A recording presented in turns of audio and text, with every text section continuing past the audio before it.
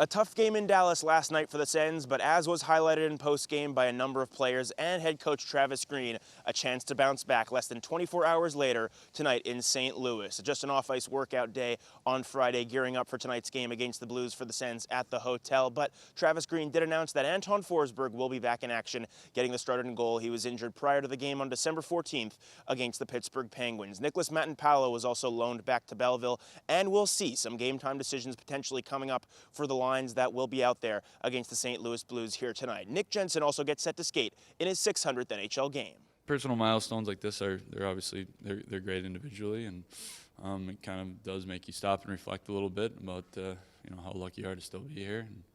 And, so that's kind of what I try to always do, is kind of remind myself how lucky I am to be able to play in this league still, because I know when it's over, it's going to feel like it flew right by, and you're going to want it back. So just a consummate pro.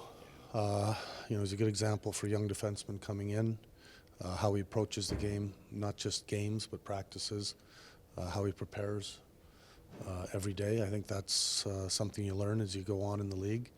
If you want to have longevity in the league, your preparation and your work ethic are number one, and he brings that in spades. In a nutshell, we have to play better if we want to win. That was a game that I thought we let a point slide away. I didn't think we were on top of our game, yet we still had a 2-1 lead.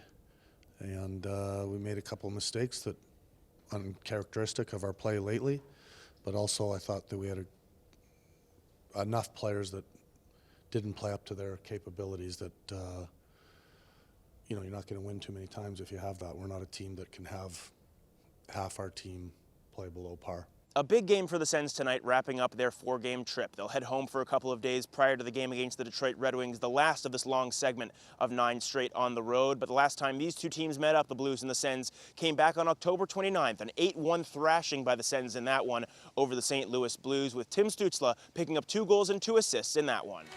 She scores! Tim Stützle! 3-0 Ottawa! The Blues enter off of a 5-2 win for themselves over the Chicago Blackhawks at Wrigley Field in the Winter Classic on New Year's Eve, and they come in 18-17-4 so far on the season. Jordan Kyrou leading the way with 32 points so far for the Blues on the season. Always a tough test in St. Louis against the Blues. Yeah, a team that's playing well.